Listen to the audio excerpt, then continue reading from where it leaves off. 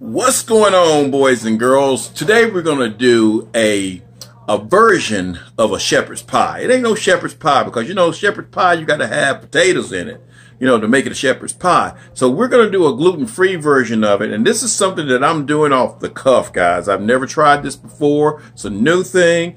But you kind of know the flavors that you like to taste, and you know what's substituted for potatoes before. So we're going to do it with daikon radish and cauliflower, just so it doesn't have a really, really bitter taste. And I want you guys to follow this. This one might be not a super long video. I'm going to try to keep it short. But it's got a lot of steps to it. So I want to, if you're going to do this recipe, you probably want to start off with it a little bit earlier, like maybe 2 hours or so before you are prepared to serve it. So here we go.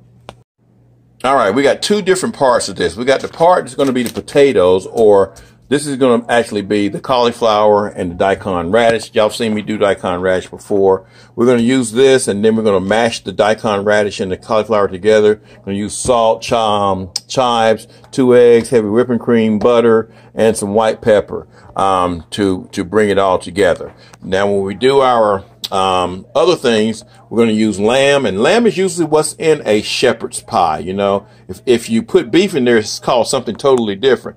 And you can choose whatever vegetables you want to. Usually they have corn and green beans in it. We're going to do some bell peppers, some corn, and some black eyed peas. And this one right here, I got some ketchup back here. It calls for paste in the recipe, but we're going to use some ketchup, some flour. Now this right here is gluten-free flour. You don't have to use that. Got a little Worcestershire sauce, some garlic, some rosemary, some thyme, 2 onions, some beef broth, some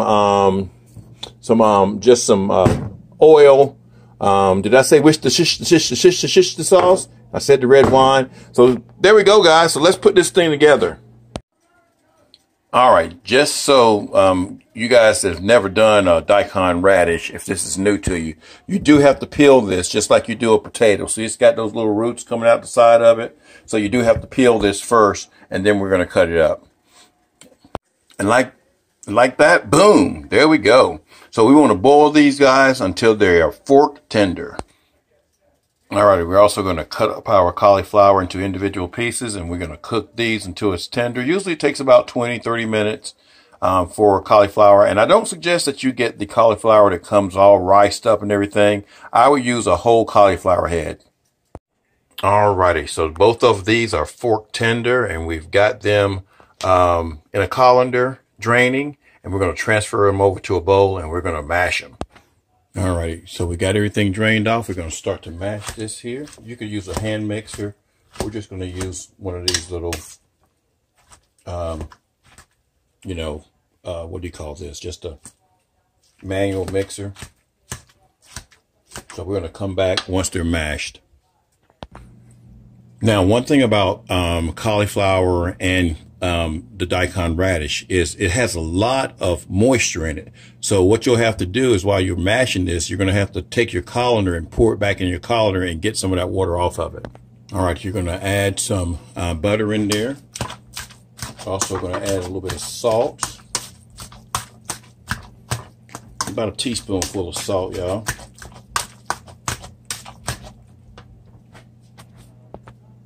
All right, we're going to also add some lightly beaten eggs.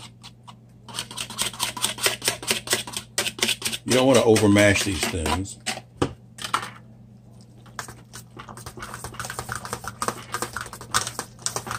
Again, now this is what you normally do with a potato.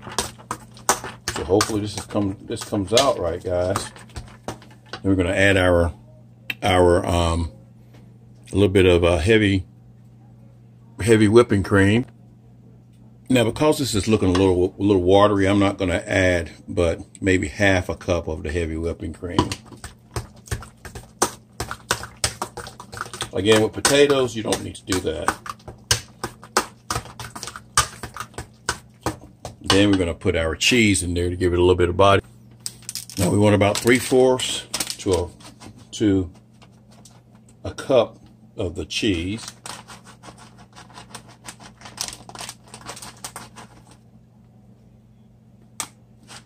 There we go. We're just going to add a little bit more in there. Now we can start mixing this with a spatula here. And that'll thicken it up a little bit, y'all. Yeah, that did well.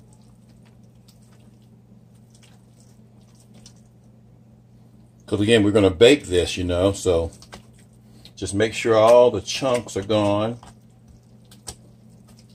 And then you can put this off to the side, because then you're going to do the other part of your recipe. Alrighty, let's start working on our filling here. We got our pan heating up to on medium. Make sure of that. I'm going to add about 2 teaspoons of oil. And again, you can use olive oil. We're going to add our lamb. We got some smoke. All right, put both of them in there and just kind of break it up. And we're going to cook it about 5 minutes or until it's nice and brown. You definitely want to break it up. We'll come back. Alrighty, after it cooks and browns like that, we're going to add a little bit of salt. A couple of teaspoons of salt. Teaspoon of pepper. This is white pepper. We're going to add our onions in now, y'all. And we're just going to saute those onions for about 5 minutes or so till they're nice and glistening. So we'll come back. All right, those are nice and glistening. So now we're going to add our garlic. And this is 4 cloves of garlic or 4 teaspoons of garlic. Mix that in. Get it nice and thoroughly mixed, and then you'll smell it when it starts to get done here, and we'll come right back. Alright, don't forget about your rosemary and thyme. This is about half a teaspoon of thyme and a teaspoon of rosemary. Just going to give it a nice flavor. It smells really good, y'all. Stir that stuff in. This is going to be so good. So good. Alrighty, now is when we add in our flour. And we want to coat this really good, guys. We want it to stick to all of it. This is what's going to give us a thickening agent here. And it's going to, you'll see how it's going to react. Everything's going to start sticking to the bottom probably. But get everything covered here. We'll come back here after we stir it up. Oops.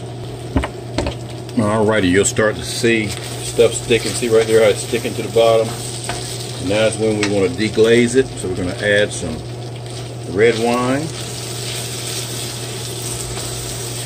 And just kind of scrape the bottom. We want to get all that goodness out of there, y'all. This is about a cup of red wine.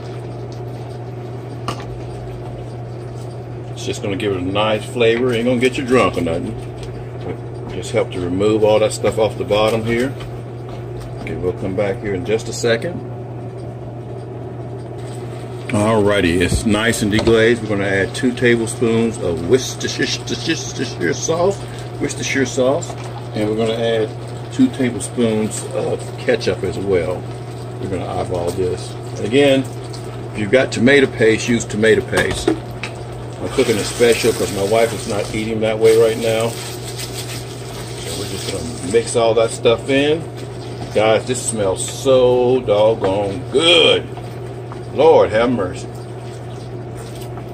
All right.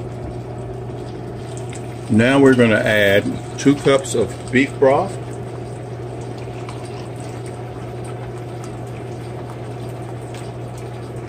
That's 1. Now, you don't have to use beef broth. You can use chicken broth or vegetable broth. But we're using beef broth. Stir that all in. And we're going to let this reduce, guys, and let it thicken up. Go ahead and add in your bell peppers is what we're using.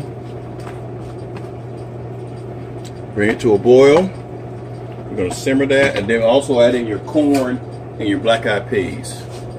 Now, that's an unusual concoction but for this right here, but everything is going to taste good, y'all. At least I hope it is.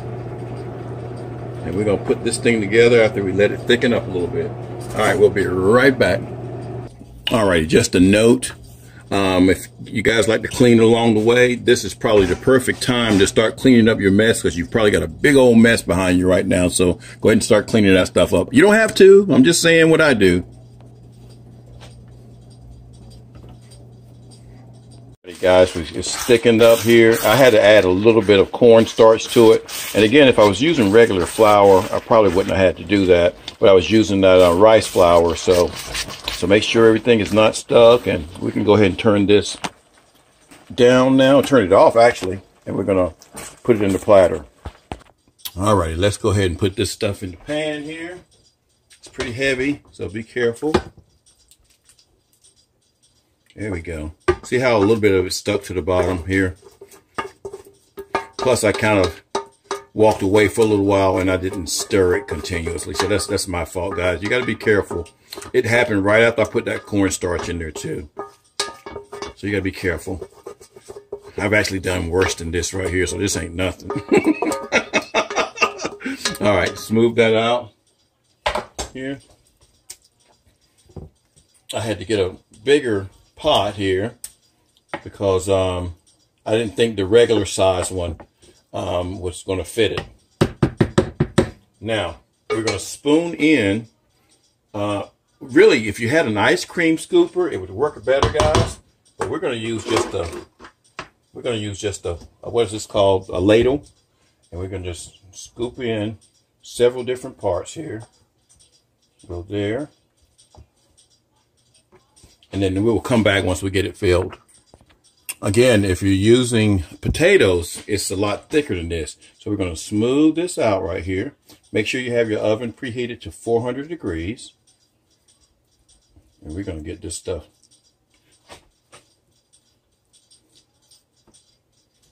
Get it nice and smooth and nice and pretty, y'all.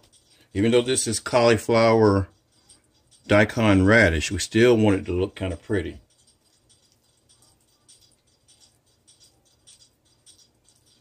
All right, that looks nice there. And now we're going to pop this thing in the oven.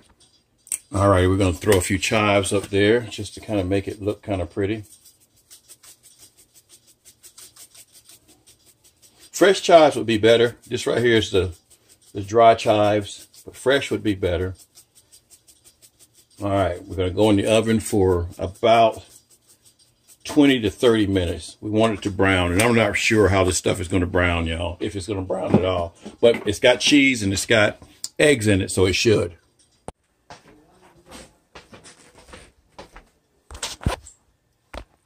All right, guys, but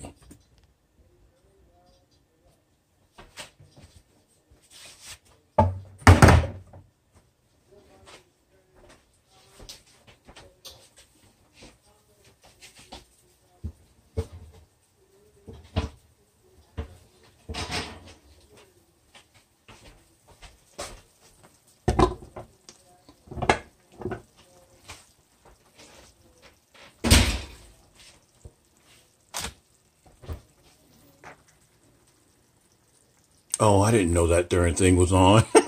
Well, that's okay. All right, guys, I'm back. I didn't realize I turned the doggone camera on. All right, I'm back. Well, this is what it looks like, y'all. I meant to tell you guys, make sure you put something like a pan underneath it or some aluminum foil, because sometimes this stuff will come up on the sides, but that really looks good, guys. I mean, it came out better than I expected it to come. Now, it is piping hot right now.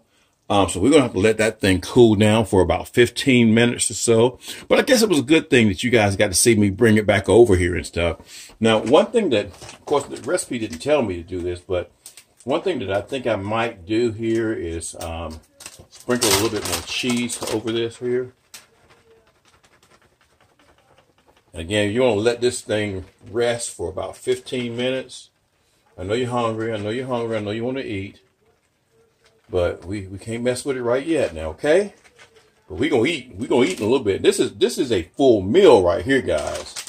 This is gonna be so good, good, good. If you want to put some more of your chives up there, you can do that as well. All right, guys, I'm pretty sure there's no easy way to take this stuff out, because this is like it's like a stew pretty much. So we're just gonna make a little line going across here, and I'm gonna give my wife half, and I'm gonna have half. Like I said, there is no easy way to take this stuff out, but I do want to make it look halfway decent when I do it. Now that's something. All right, that doesn't look too good, but it don't look too bad. Now this one will come out good because we got the space here now. This one will come out pretty good, I hope. No, that didn't come out good either. I said it would come out good, but it ain't come out good.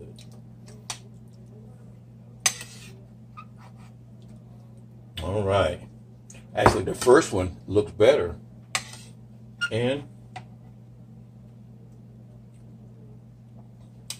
all right, here we go, guys. And I'm going to give it a little taste before. Let's see which one's going to be mine. This one will be mine here. Oh, man. It may not be potatoes. It may not be potatoes, but it is really, really good. Guys, you got to try this. Do it with potatoes. You can do it the same way with potatoes, or do it the way I just did it. Again, again, the cauliflower does get a little bit on the watery side, so you got to be careful with that part, but it came out pretty good. So, guys, you have a great one. We'll see you in the next video. Peace. Okay, guys and gals, this is how good it was right here. Right here is how good it was. We had it with some little crackers, some of these little cauliflower tortilla chips. They were real good with it as well. My wife's still eating hers, so. I'm full. But she likes it. I love it. She likes it. Came out good. Again, if you want to do it traditionally with the potatoes, do it with the potatoes. But the cauliflower and daikon radish came out just as well. So y'all take care. Peace.